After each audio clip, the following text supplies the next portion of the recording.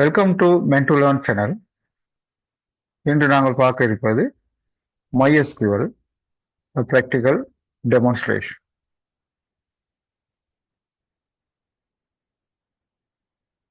MySQL என்பதை தெரிந்து கொள்வதற்கு முன்னால் ரிலேஷனல் டேட்டாபேஸ் தான் என்னன்னு பார்க்கணும். ரிலேஷனல் டேட்டாபேஸ் என்பது தரவுகளை அட்டவணைகளில் பதிந்து வைப்பதன் ஊடாக சேமித்து வைத்து தேவையான போது அவற்றிலிருந்து தகவல்களை பெற்றுக்கொள்வதாகும். இது தவிர வேறு வடிவங்களும் காணப்படுகின்றன. உலகில் 80% டேட்டாபேஸ்கள் ரிலேஷனல் டேட்டாபேஸ்களாக காணப்படுகின்றன. எனவே 20 அல்லது 30 வீதங்களாக காணப்படும். SQL என்பது இவ்வாறான ரிலேஷனல் டேட்டாபேஸ்களிலிருந்து அல்லது டேட்டாபேஸ்களை உருவாக்குவதற்கும் அவற்றில் தரவுகளை சேமிப்பதற்கும் தேவையான போது அவற்றில் தகவலை பெறுவதற்குமான ஒரு ஸ்டாண்டர்ட் லாங்குவேஜ் ஆகும், நியம மொழி ஆகும். ஸ்ட்ரக்சர்ட் query லாங்குவேஜ் என்பதன் சுருக்கம் தான் SQL.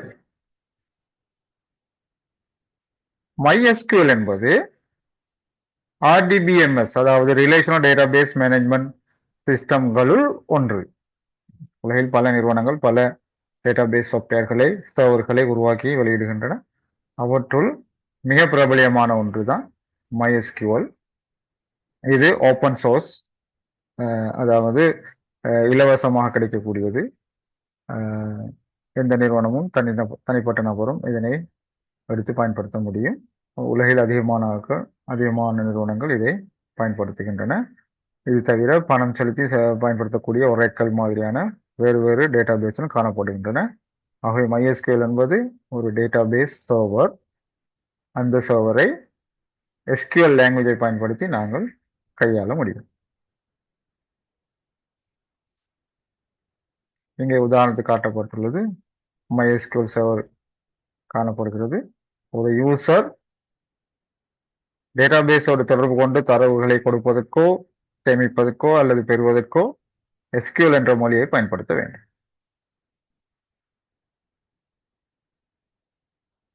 சில வேளைகளில் யூசர் ஒருவர் நேரடியாக SQL கட்டளைகளை பயன்படுத்தாமல் ஒரு ஆப்பை யூஸ் பண்ணுவார். அது விஷுவல் பேசிக், ஜாவா, C# அல்லது PHP போன்ற ஏதேனும் ஒரு மொழியில் உருவாக்கப்பட்ட ஆப்பாக இருக்க முடியும். ஆக அந்த ஆப் யூசரின் தேவைக்கேற்ப SQL கட்டளைகளை அது MySQL டேட்டாபேஸுக்கு அனுப்பி வேலைகளை செய்து முடிக்கும். உதாரணத்துக்கு வெப்சைட் ஊடாக பரீட்சை பெறுபேறுகளை பார்ப்பதற்கான வெப்சைட்டை சொல்லலாம். நாங்கள் யூசர் ஒரு குறிப்பிட்ட வெப்சைட்டுக்கு சென்று ஒரு பேஜில் தனது இண்டெக்ஸ் நம்பரை இன்புட் செய்வார். அப்போ அந்த ஆப் அந்த இண்டெக்ஸ் நம்பரை வைத்துக்கொண்டு SQL கட்டளையை அனுப்பும் MySQL சர்வர். MySQL சர்வரிலிருந்து குறித்த இண்டெக்ஸ் நம்பருக்கான பெறுபேறுகள் ரிசல்ட் மீண்டும் ஆப்புக்கு அனுப்பப்படும். ஆகவே யூசர் ஆப் ஊடாக அதனை பார்த்துக் கொள்வார்.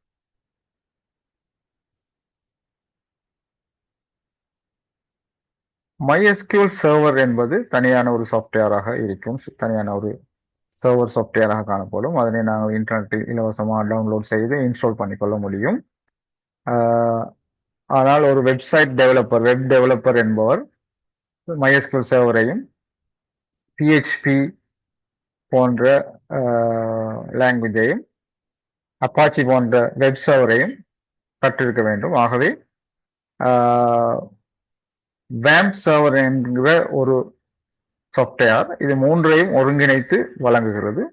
இதனை இன்ஸ்டால் பண்ணுவது இலகுவானது. இன்ஸ்டால் பண்ணும்போது இந்த மூன்றுக்குமான சப்போர்ட்டிவ் ரொம்ப நன்றாக இருக்கும். ஆகவே தனித்தனியாக மூன்றையும் இன்ஸ்டால் செய்து கன்ஃபிகர் செய்து கொள்வதை விட WAMP சர்வரை இன்ஸ்டால் பண்ணும் போது எங்களுக்கு இது மூன்றும் ஒருங்கிணைந்து செயல்படும். ஆனால் இந்த இடத்தில் எங்களுக்கு MySQL மாத்திரமே தேவைப்படும்.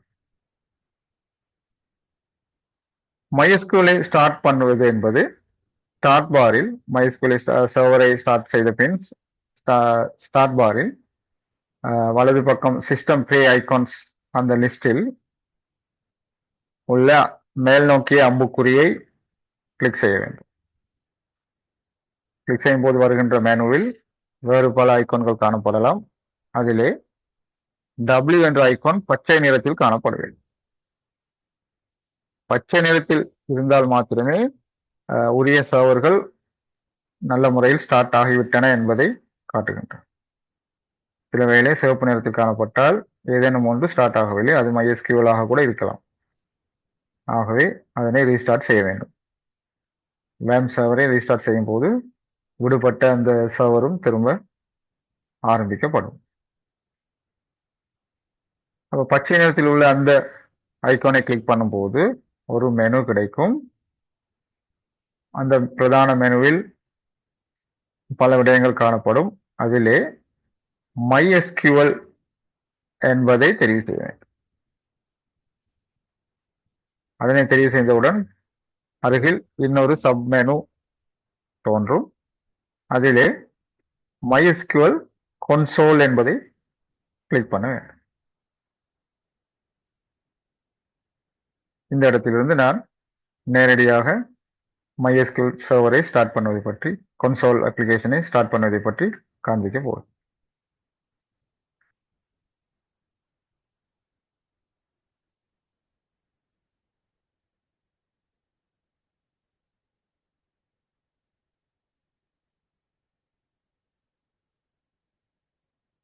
இப்போது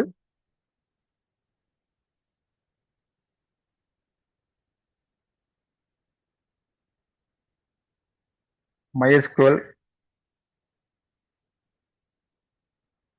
டாஸ்க் பாரில்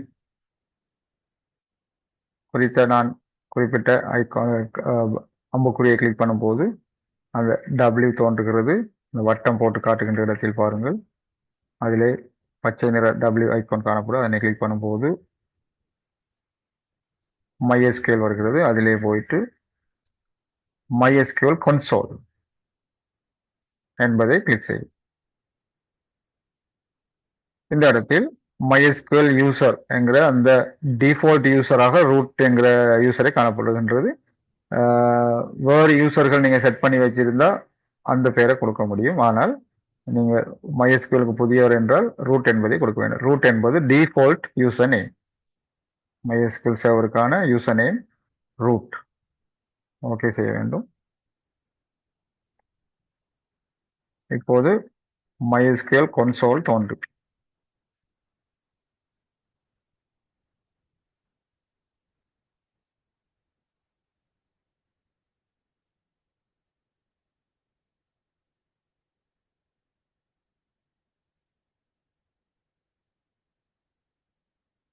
இந்த கொன்சோலில் என்டர் பாஸ்வேர்டு என்பதை கேட்கும். யூசர் நேமா நாங்கள் ரூட் என்று கொடுத்து விட்டோம். பாஸ்வேர்டை வழங்க வேண்டும்.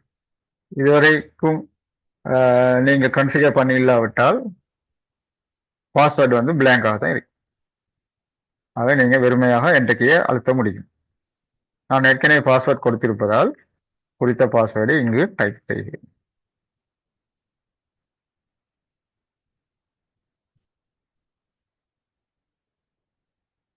என்டர் கீ அழுத்தியவுடன் கொடுத்த பாஸ்வேர்ட் சரியா இருந்தால் இவ்வாறான ஒரு ஸ்கிரீன் தோன்றும். பாஸ்வேர்ட் பிளாங்க் ஆயிருந்தால் வெறுமனே என்டர் கீயை அழுத்த முடியும். அப்போ MySQL prompt என்று சொல்வோம். prompt இங்கே வந்திருக்கு. சாதாரணமாக கருப்பு பின்னணியில் வெள்ளை எழுத்துக்கள் தான் காணப்படும். நான் உங்களுக்கு தெளிவாக காண்பிப்பதற்காக திரையின் நிறங்களை மாற்றி வைத்திருக்கிறேன். MySQL. அப்ப இதிலே கட்டளைகளை கொடுத்து நாங்கள் டேட்டாபேஸில் உருவாக்க முடியும், டேபிள்களை உருவாக்க முடியும், தரவுகளை சேமிக்க முடியும், தரவுகளை பார்வையிட முடியும், போன்ற வேலைகளை செய்ய முடியும். அப்ப ஆரம்ப கட்டளையாக நான் ஒரு கட்டளையை கொடுக்கின்றேன், ஷோ டேட்டாபேசஸ்.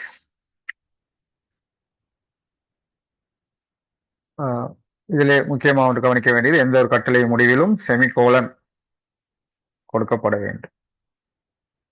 ஆக கட்டளை ஷோ டேட்டாபேசஸ் ஏற்கனவே உள்ள டேட்டாபேஸுகளை பார்வையிடுவதற்கான கட்டளை. என்டர் கீயை அழுத்தியதும்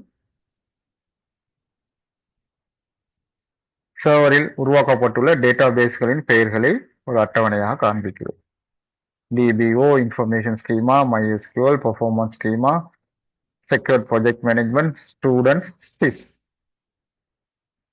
இதிலே செக்யூர் ப்ராஜெக்ட் மேனேஜ்மெண்ட் மற்றும் ஸ்டூடெண்ட்ஸ் என்கிற 2 டேட்டாபேஸ்கள் தான் யூசரினால் உருவாக்கப்பட்டவை. ஏனையவை சிஸ்டம் டேட்டாபேசஸ் எனப்படுகின்றன. ஏனைய 5 டேட்டாபேஸ்கள். ஆகவே அவற்றை நாங்கள் எதுவும் செய்யக்கூடாது. மேலதிகமாக நாங்கள் டேட்டாபேஸ்களை உருவாக்கி கொள்ள முடியும். ஆனால் இருக்கின்ற அந்த சிஸ்டம் டேட்டாபேஸ்களை எதுவுமே செய்யக்கூடாது.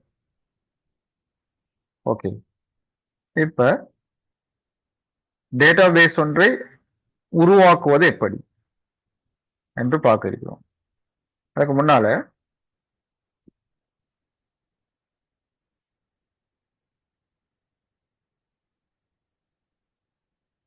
உருவாக்க போற டேட்டாபேஸ் நான் ஏற்கனவே காண்பித்தது போல ரூட் யூசர் நேம் இருக்கும், பாஸ்வேர்டு இப்படி கேட்கும். நான் இது நேரடியாக காட்டிட்டேன். ரைட், இப்போ டேட்டாபேஸ் நாங்கள் உருவாக்க போற டேட்டாபேஸ் எப்படின்னா அதோட பேர் வந்து காலேஜ். டேட்டாபேஸின் பெயர் காலேஜ். அது உள்ள 3 டேபிள்கள் உருவாக்கப்பட போகுது. நான் உருவாக்க விரும்புகிறோம். ஸ்டூடெண்ட் கோர்ஸ், ஸ்டூடெண்ட் கோர்ஸ் என்கிற 3 டேபிள். இதை ஞாபகத்தில் வச்சுக்கொள்ளுங்க. வீடியோவை நிறுத்தி இதை எழுதி கொள்ளவும் முடியும். எழுதி வைத்துக்கொண்டு அவங்களுக்கு லேசாக இருக்கும் இந்த ஃபாலோ பண்றது. ஓகே, அடுத்தது ஸ்டூடெண்ட் டேபிள் எடுத்துக்கொண்டா அதுல 4 ஃபீல்டுகள் 5 ஃபீல்டுகள் இருக்கும். SID, student ID, ST name, address, date of birth, gender என்ற 5 ஃபீல்டுகளும் அதுக்கு உதாரணமான தரவுகளும் இங்கே காட்டப்பட்டுள்ளது. இதனை நிறுத்தி வைத்து நீங்கள் கொப்பியிலே தாளிலே எழுதி கொள்ளலாம். எழுதி வைத்துக் கொண்டால் இந்த உதாரணங்களை ஃபாலோ பண்றது லேசாக இருக்கும். ஓகே, அடுத்த கோர்ஸ் டேபிள்ல 4 ஃபீல்டுகள் காணப்படும். Course ID, that is CID, course name, CNAME, level, fee. அதுக்கும் உதாரணமான தரவுகள் தரப்பட்டுள்ளன. 3வது டேபிள் ஸ்டூடெண்ட் கோர்ஸ் டேபிள். அதுல SIDயும் CIDயும் இதுல வரும், ரிசல்ட்டும் வரும். SID அதாவது முதலாவது ஸ்டூடெண்ட் 2வது கோர்ஸை செய்கிறாரு, அதில் அவர் பெற்ற ரிசல்ட் வந்து B. திரும்ப முதலாவது ஸ்டூடெண்ட் 4வது கோர்ஸை செய்கிறாரு, இன்னும் எக்ஸாம் நடக்கல. அதே முதலாவது ஸ்டூடெண்ட் 7வது கோர்ஸையும் செஞ்சிருக்காரு, அதுக்கும் இன்னும் ரிசல்ட் வெளியாகவில்லை. இவ்வாறு உதாரணத்திற்கு தரவுகள் தரப்பட்டுள்ளன. ஓகே,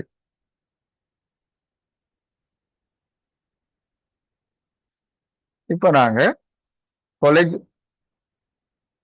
டேட்டாபேஸை உருவாக்க போறோம். அதுக்கான கட்டளை கிரியேட் டேட்டாபேஸ் காலேஜ். ஸ்க்ரோல் பண்ணி மேல எடுத்து காட்டுறேன். Create database college semicolon. மேல ஷோ டேட்டாபேசஸ் என்று ப்ளூரல்ல கொடுத்தோம். இங்க கிரியேட் டேட்டாபேஸ் காலேஜ்னு கொடுக்கும். ஒரு எழுத்து மாறினாலும் கட்டளை இயங்காது. என்டர் கீ அழுத்தும் போது query ஓகே 1 row affected என்று வந்தால் கட்டளை வெற்றிகரமாக நிறைவேற்றப்பட்டுள்ளது என்பது அர்த்தம். எரர் என்று வந்தால் நீங்க கொடுத்து டைப் பண்ண கட்டளைகள்ல ஏதாவது பிழை இருக்குன்னு அர்த்தம். ஓகே, இப்ப திரும்ப முதல்ல கொடுத்த டேட்டா கட்டளையை பார்வையிடணும். அதுக்கு திரும்ப அந்த கட்டளை டைப் பண்ணலாம், ஷோ டேட்டா பேசஸ். இல்லாட்டி கீபோர்ட்ல இருக்கிற அப் ஏரோ அம்புக்குறி 4 இருக்கும், அதுல மேல் ஏரோவை கிளிக் பண்ணா பிரஸ் பண்ணனா இறுதியாக கொடுத்த கட்டளை வருது. திரும்ப பிரஸ் பண்ணா அதுக்கு முன்னால கொடுத்த கட்டளை வருது. அப்ப இந்த கட்டளை தான் எங்களுக்கு தேவைன்னா நாங்க என்டர் கீ அழுத்தலாம். மீண்டும் இதை டைப் பண்ண வேண்டிய அவசியம் இல்லை. அழுத்தும் போது இப்ப காலேஜ்ங்கிற அந்த பேர் மேல காட்டும் டேட்டாபேஸ் அப்படின்னா சக்சஸ்ஃபுல்லா உருவாக்கப்பட்டிருக்கு. ஏற்கனவே இருந்ததோட அதுவும் சேர்ந்துட்டு இப்போ ஒரு டேட்டாபேஸ் அழிக்கும். அதை நான் கொடுக்க போறேன். இந்த ஸ்டூடெண்ட்ஸ்ங்கிற டேட்டாபேஸ் அழிக்க போறேன். இப்போ ட்ராப் என்பதுதான் கட்டளை. ட்ராப் டேட்டாபேஸ் உருவாக்குவதற்கு கிரியேட், அழிப்பதற்கு ட்ராப். ஸ்டூடெண்ட்ஸ் எந்த ஸ்பெல்லிங் பிழையும் இல்லாம எழுத்துக்களை கொடுக்கணும். சரியான பெயரை கொடுத்தால் அது அளிக்கப்படும். இன்றைக்கு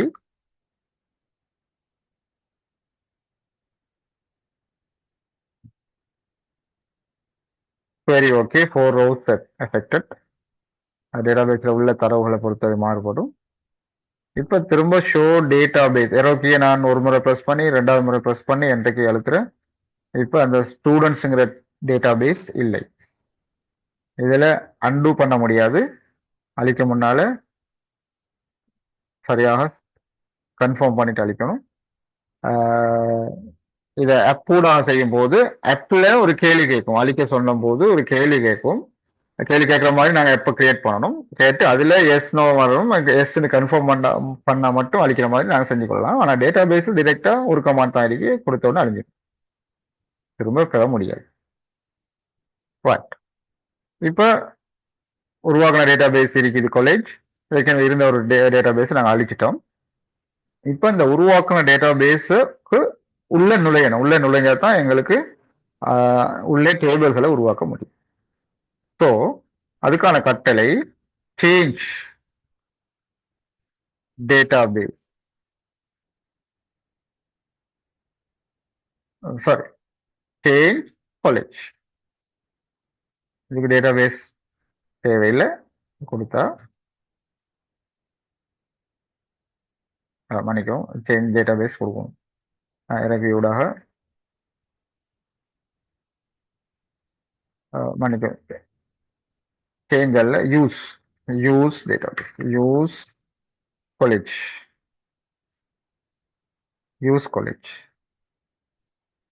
டேட்டாபேஸ் சேஞ்ச். கட்டளை அவுட்புட் தான் சேஞ்ச் வரும். சேஞ்ச் வந்தா என்ன அர்த்தம்னா நாங்க டேட்டாபேஸ் உள்ள நுழைஞ்சிட்டோம், காலேஜ்ங்கிற டேட்டாபேஸ் உள்ள நுழைஞ்சிட்டோம். அப்போ யூஸ் காலேஜ்ங்கிறது தான் கட்டளை. இந்த டேட்டாபேஸ்ல வார்த்தை தேவையில்லை, யூஸ்ங்கிறது போட்டு டேட்டாபேஸ் பேரை நேரடியாக கொடுக்கலாம். இப்ப ஷோ டேபிள்ஸ் என்று கொடுக்கிறோம். எம்டி செட்ங்கிறது கட்டளை வரும், ரிசல்ட் வரும். அப்படின்னா என்ன அர்த்தம், இப்பதான் புதுசா நாங்க உருவாக்கிக்கிறோம், உள்ள டேபிள் எதுவுமே இல்லை. ரைட், இப்ப நாங்க டேபிள் ஒன்று உருவாக்குவோம். ஏற்கனவே நாங்க சொன்னது போல ஸ்டூடெண்ட் டேபிளை உருவாக்க போறோம். அப்ப அதுக்கான கட்டளை கிரியேட் டேபிள் ஸ்டூடெண்ட்.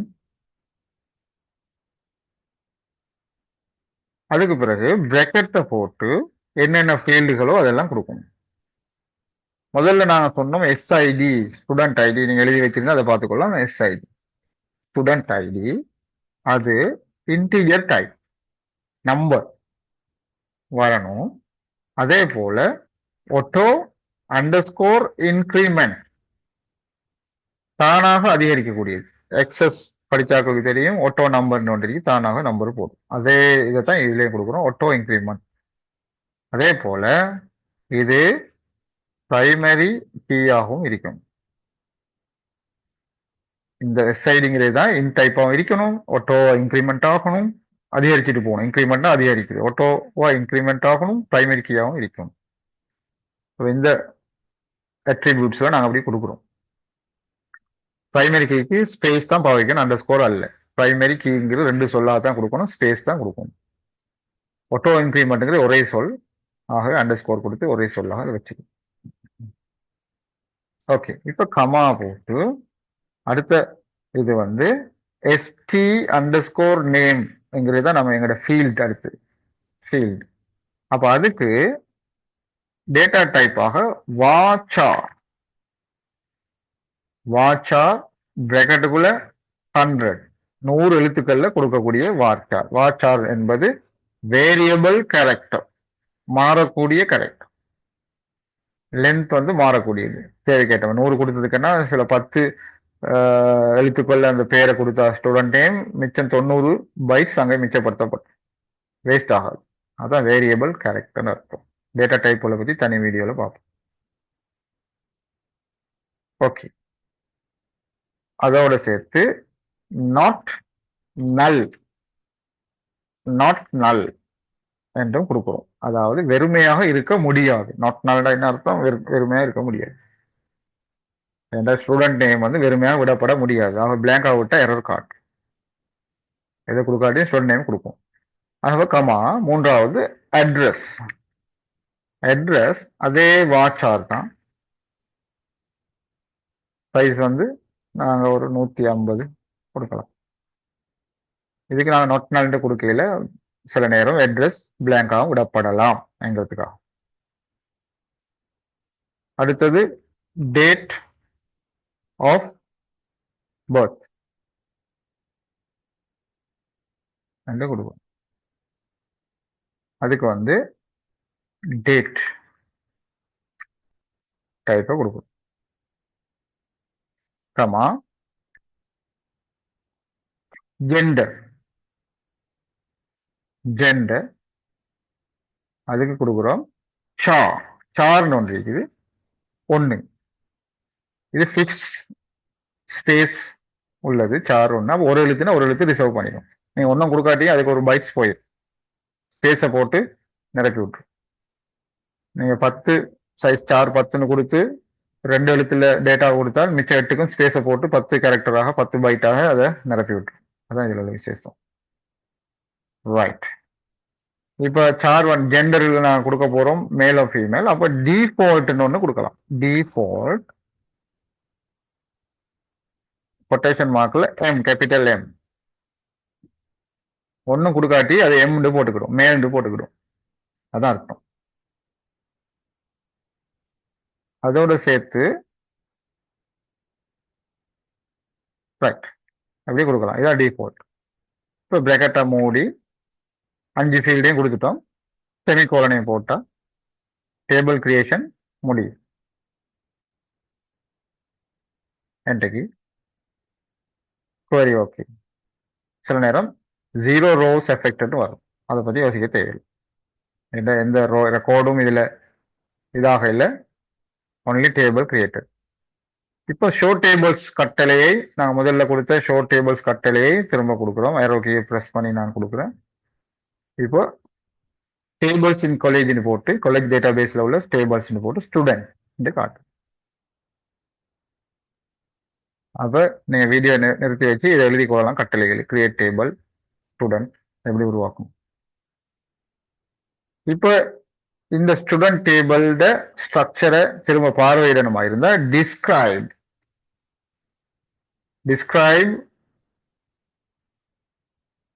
ஸ்டூடெண்ட் இந்த செமிகோலன் போட்டோம். போட்டு என்ட்ரிக்கு எழுத்தினா ஃபீல்டு என்ன, அது என்ன டைப், நல் வேல்யூவா இல்லையா. முதல் 2 தான் நல் வேல்யூ இல்லை. அதுக்கப்புறம் கீ பிரைமரி கீ 1 கொடுத்திக்கிறோம். டிஃபால்ட் வேல்யூ முதல் 4க்கும் இல்லை, 5வதுக்கு டிஃபால்ட் வேல்யூ இருக்கு. எக்ஸ்ட்ரா வந்து ஆட்டோ இன்க்ரிமெண்ட் காட்டுது எஸ்ஐடி. Okay right. அப்ப இதே போல நாங்க போஸ்ட் டேபிளையும் உருவாக்கி கொள்ளலாம். நான் நேரத்தை மிச்சப்படுத்துறதுக்காக ஏற்கனவே டைப் பண்ணி வச்ச கமாண்டை இங்க பேஸ்ட் பண்றேன். Create table post. இது ஒரே நீளமான வரியிலையும் டைப் பண்ணலாம். இப்படி என்ட்ரிக்கை அமைத்தி டைப் பண்ணுவோம் மேலும். No problem. எப்போ செமிகோலன் அடிக்கிறோமோ அப்பதான் இந்த கட்டையில எக்ஸிக்யூட் ஆகும். அதனால பிரச்சனை இல்லை. என்ட்ரிக்கை அமைத்த இந்த மாதிரி அம்புக்குறி வந்து வரும். நாங்கள் கீழே டைப் பண்ணிட்டு போகலாம். பார்க்கறதுக்கு வசதியாகவும் இருக்கு. முதலாவது CID int auto increment primary key. அடுத்து C name course name varchar 100 not null. Level varchar 100 அதுவும் நாட் நல். அதாவது லெவல் கொடுக்காம ஒரு கோர்ஸை என்டர் பண்ணல. அதே போல ஃபீ டெசிமல் டிஃபால்ட் வந்து 0. ஃபீ இல்லாம ஒரு கோர்ஸை என்டர் பண்ணலாம். டிஃபால்ட்டா 0ன்னு போடும். டெசிமல் வேல்யூ வந்து 10ன்னு சொன்னா 10 டிஜிட்ல நம்பரை கொடுக்கலாம். 2 தசமத்தானத்தோடு. தசமத்தானத்தையும் சேர்த்து தான் 10 டிஜிட். டெசிமல்ங்கிறது கரன்சி பெறுமதிகளுக்கு பொருத்தமான டேட்டா டைப். இப்போ நான் இதை என்ட்ரிக்கு அமர்த்தின உடனே அதுவும் கிரியேட் ஆயிடுச்சு. இப்போ நான் ஷோ டேபிள்ஸ் கொடுத்தா கட்டளை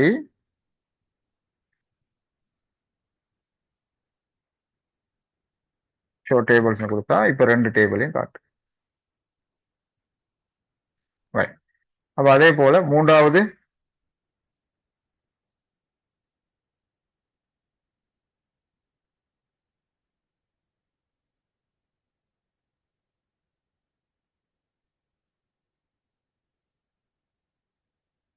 டேபிளை உருவாக்க போறோம்.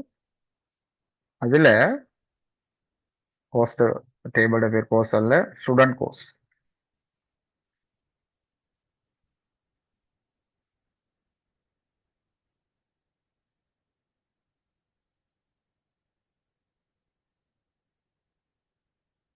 சின்ன தவறு ஏற்பட்டது இதுல.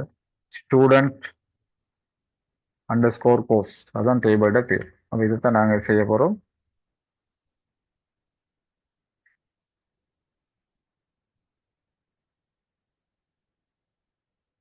அப்ப நான் அதை கேன்சல் பண்ணிட்டு திரும்ப அதை கமாண்டை பேஸ் பண்றேன்.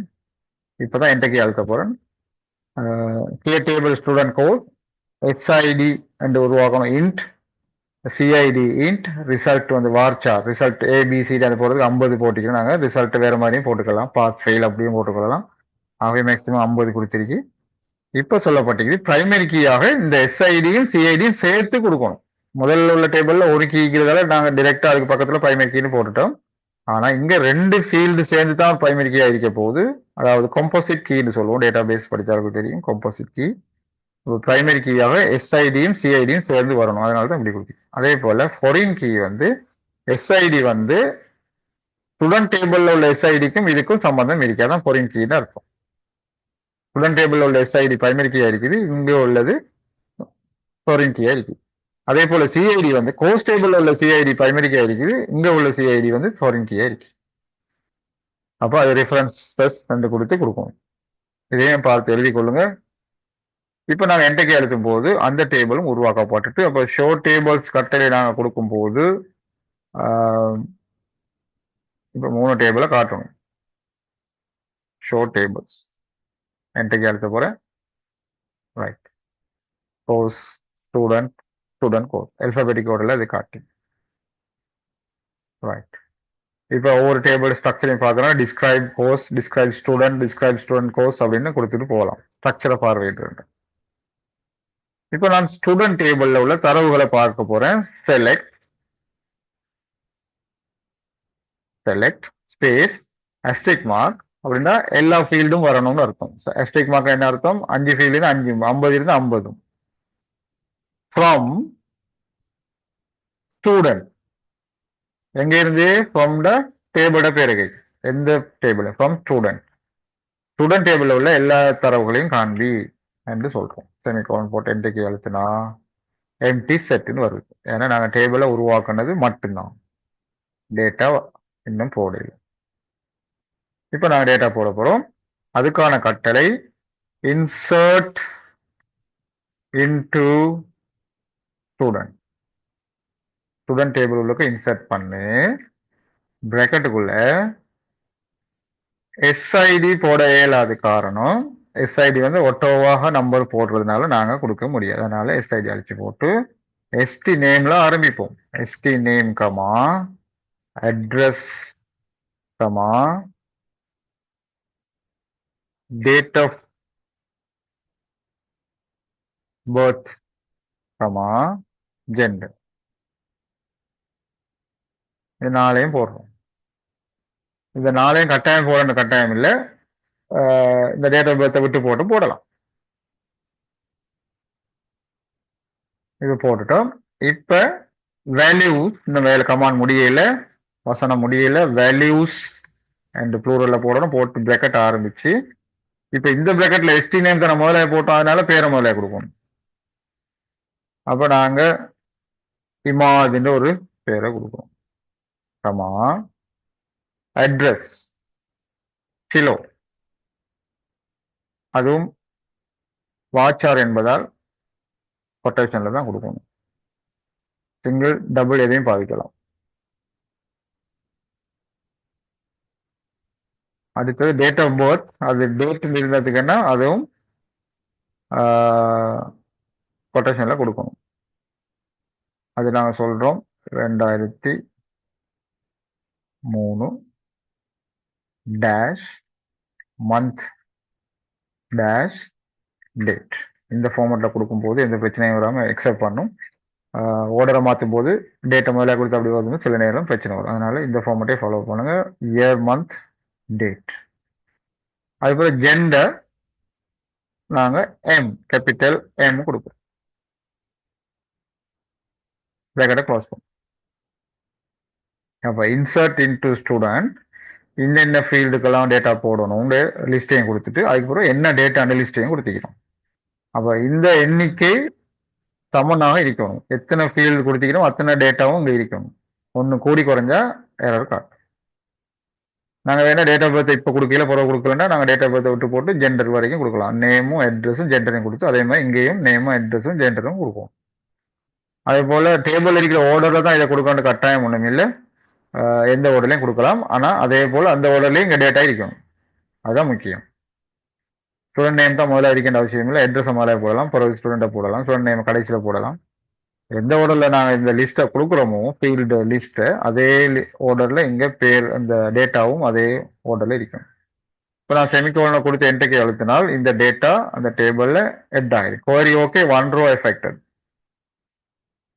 இப்போ நான் மேலே கொடுத்த செலக்ட் அஸ்ட்ரிக் ஃப்ரம் ஸ்டூடெண்ட்டுங்கிற அந்த கட்டில் இப்போ கொடுப்போம், டேட்டாவை காட்டு.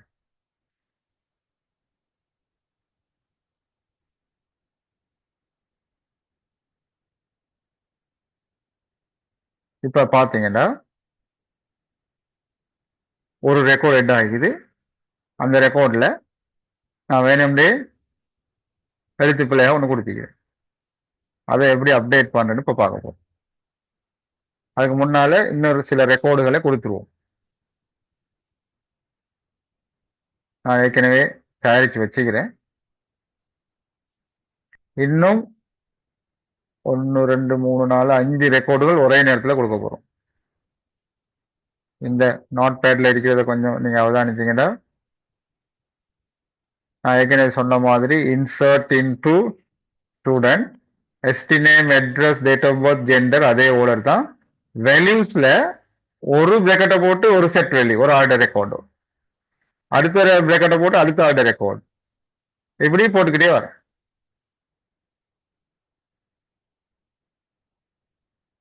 அப்ப ஒரே நேரத்தில் பல ரெக்கார்டை ஒன்னா போட்டுரும். முதல்ல இதுல ஃபீல்டு லிஸ்ட்டை கொடுத்துட்டு டேட்டாவை பிரேக்கெட்டாக போட்டு போட்டு கொடுக்கும். இப்போ இதை நான் காப்பி பண்ணி பேஸ்ட் பண்ணிட்டு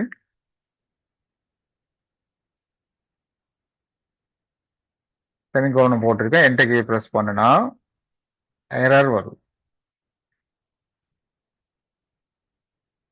காரணம் நான் கமா கொடுக்கல. ஒவ்வொரு பேக்கெட்டுக்கும் போகிற கமா கொடுக்கணும். அந்த கட்டளையை திரும்ப காப்பி பண்ணி பேஸ்ட் பண்ணிட்டு என்டர் கீ ப்ரெஸ் பண்றேன். Records 5 sorry, query okay, 5 rows affected. Record 5, duplicates 0, warning 0. Duplicate 0 means ஏற்கனவே கொடுத்த மாதிரி ரெக்கார்ட் திரும்ப போகலைன்னு அர்த்தம். இப்போ செலக்ட் அந்த கமாண்டை கொடுப்போம். அஸ்ட்ரிக் ஃப்ரம் ஸ்டூடெண்ட் கொடுத்த உடனே ஏற்கனவே கொடுத்த ஒன்னோட சேர்த்து 6 ரெக்கார்ட் இருக்கு.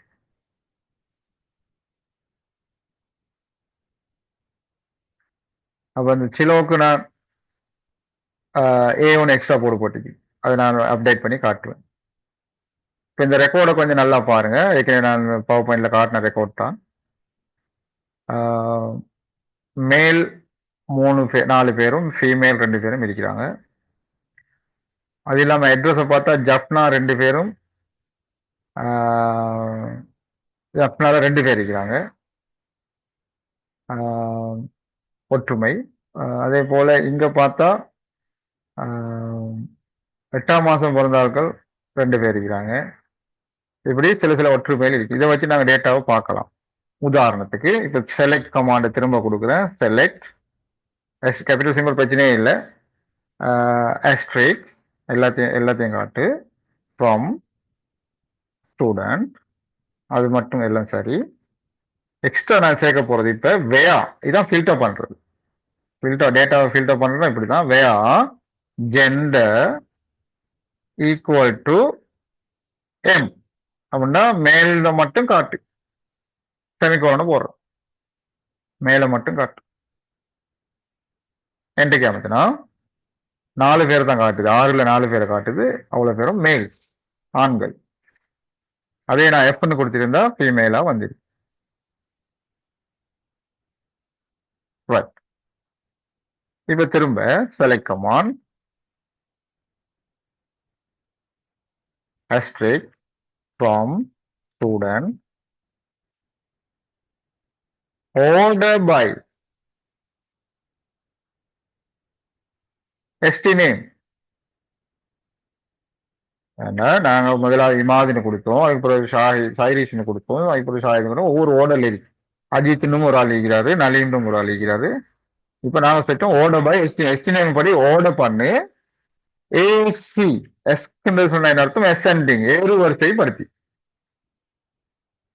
அப்ப அந்த 6 பேரும் ரிசல்ட் இப்படி வரப்போகுது. முதல்ல 4வது ஆள் முதலாக வந்துட்டாரு, அஜித்ங்கிற அவரோட பேர் ஏ ஆரம்பிக்கிறதால அவரோட பேர் முதல்ல வந்து. ஓகே, அடுத்தது எஃப்ல உள்ளது, அடுத்து ஐல உள்ளது, எஸ்ல உள்ளது கடைசியா வந்து. இதே நான் அட்ரஸ் படி அட்ரஸை வச்சு ஏறு வரிசைப்படுத்தும் வேறு. இத அப்பேரோ அமைத்து எடுத்துட்டு இந்த எஸ்டி நேமுக்கு பதிலாக என்ன சொல்றேன், அட்ரஸ் எஸ்க். சிலோல உள்ள ஆள் முதலாவது, கொலம்போல உள்ள 2வது, ஜப்னா 2 3வது 4வது அப்படி வந்து கடைசியில மன்னார் வந்து. ஓகே, இதே நான் எஸ்க்கு பதிலாக டெஸ்க்னு கொடுக்கலாம், டிஇஎஸ்டி, டிசெண்டிங். டிசெண்டிங் ஓடர்னா இறங்கு வரிசை கொடுத்தால் மன்னார் முதல்ல வந்துடுவார் மேலே. அப்ப எதை வச்சு ஆர்டர் பண்ணலாம், அதே போல ஏறு வரிசை இறங்கு வரிசையும் படுத்தோம். இப்ப இதே கட்டளைய நாங்க ஆர்டர் பை கட்டளையோட சேர்த்து வேற கட்டளையும் கொடுக்க போறோம். ஃபில்டர் கடைசியில இல்ல கொடுக்கணும், முன்னால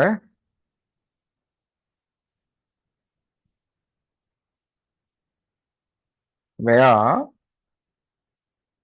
அட்ரஸ் கொடுத்து சரி வராது, ஜெண்டர் ஈக்குவல் டு எம். அப்ப ஃபில்டர் வந்து எம் கொடுத்தி ஆண்களாவும் இருக்கணும், அதே போல அட்ரஸ் ஆர்டர்லயும் இருக்கணும். என்ட கொடுத்தா ஆண்கள் மட்டும் 4 பேர் வந்துக்கிறாங்க, இறங்கு வரிசையில ஆட்கள பேர். அப்போது நான் கொடுத்த ஆண்கள் மட்டும், ஆனா என்ன வரிசைன்னு கொடுக்கல, இப்ப கொடுத்துக்கணும். இப்படி ஃபில்டர் பண்ணலாம் வேர் கமாண்டை பயன்படுத்தி. இப்ப நாங்க சொல்லுவோம், அந்த திரும்ப ஒரு ஃபுல்லா பார்த்துருவோம் டேட்டாவை உங்களுக்கு ஞாபகப்படுத்துறதுக்காக. எந்த ஃபில்டரும் இல்லாம ஸ்டூடெண்ட் செமிகோலன் என்டர், இந்த 6 ரெக்கார்டும் இருக்கு, ஞாபகம் வச்சுக்கொள்ளுங்க. அப்ப இதுல நாங்க கொடுக்க போறோம் அப்டேட் கமாண்ட். எடிட் பண்றா அதுக்குரிய கமாண்ட் அப்டேட் ஸ்டூடெண்ட் அப்டேட் பண்ணு, செட் அட்ரஸ் ஈக்குவல் டு ரொட்டேஷன்ல CHILAW சிலோ. இப்ப சரியா அடிச்சுக்கணும், அப்ப பிள்ளை அடிச்சுக்கணும், இப்ப சரியா அடிச்சு சிலோ. இப்படி சும்மா இப்படி இதோட முடிச்சுட்டு செமிகோலன் முடிச்சு கொடுத்துட்டா எல்லாரும் அட்ரஸும் சிலோன்னு மாறிடும். ஆகவே நாங்க சொல்லணும் where SID ஈக்குவல் டு 1. யாரோட ஸ்டூடெண்ட் ஐடி 1 இருக்குதோ அவரோட அட்ரஸை மாற்றும். அப்போ ஒரு ஆளுட முதலாவது நம்பர் ஆளுட மட்டும் மாறும். அல்லது எங்களுக்கு நம்பர் ஐடி தெரியாட்டி அவரோட பேரை கொடுக்கணும், எஸ்டி நேம் ஈக்குவல் டு இமாதுன்னு கொடுக்கணும். கொடுத்தால் அவருடைய அந்த அட்ரஸ் மாறும். நாங்கள் விரும்பினா அது அந்த மாதிரி செய்வோம். எஸ்டி நேம் ஐடி தெரியல எங்களுக்கு சரியாண்டா, SD name equal to IMADH, spelling பிழை இல்லாம கொடுக்கணும், அதுதான் இதுல உள்ள விஷயம். செமிகோலன் கொடுத்துட்டோம். query okay. Rose next 1. இந்த இடத்துல நாங்கள் சொன்ன மாதிரி இமாதின் ஒரு ஆடு பேர் இல்லாட்டி query ஓகேன்னு வரும், ஜீரோ ரோ எஃபெக்ட் வரும். அதான் ரெண்டுக்கும் வித்தியாசம். query ஓகேன்னா நீங்க queryல எந்த பிழையும் இல்லை, சரியா தான் ரன் ஆயிருக்கீங்க. ஆனால் அந்த நீங்க சொன்ன இமாதினால் அந்த லிஸ்ட்ல இல்லாட்டி ஜீரோ ரோ எஃபெக்ட் எதுவுமே மாற்றம் இல்லை அப்படின்னு வந்திக்கும். ஆனா இங்க ஒன் ரோ எஃபெக்ட் வந்திக்கிறதால மாற்றப்பட்டிருக்குது. ஸோ நாங்கள் அந்த செலக்ட் கமாண்டை திரும்ப கொடுத்து பார்ப்போம், சரியா மாறிக்கிறாங்க மாறி.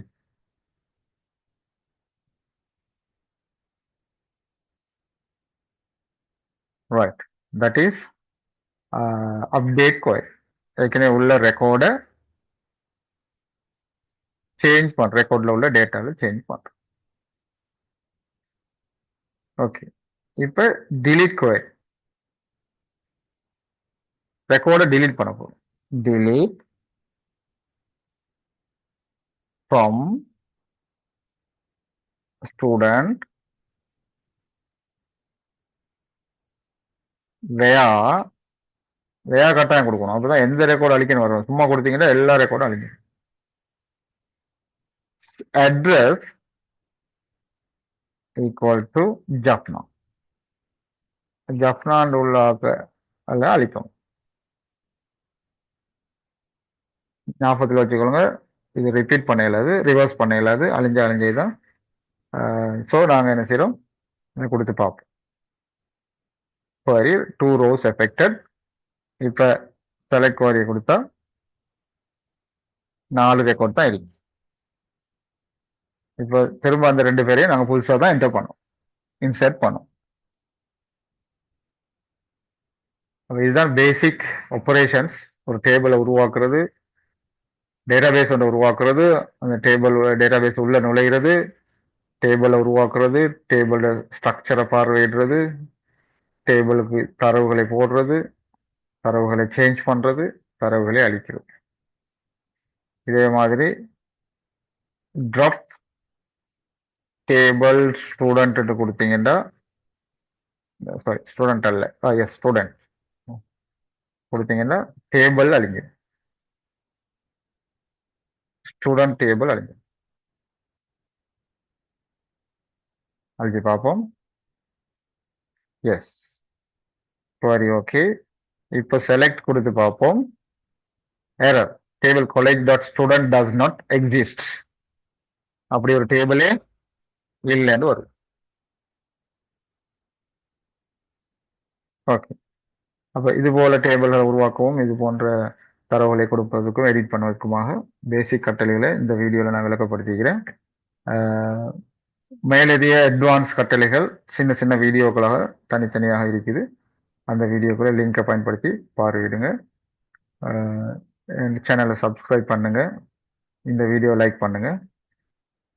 Thank you very much.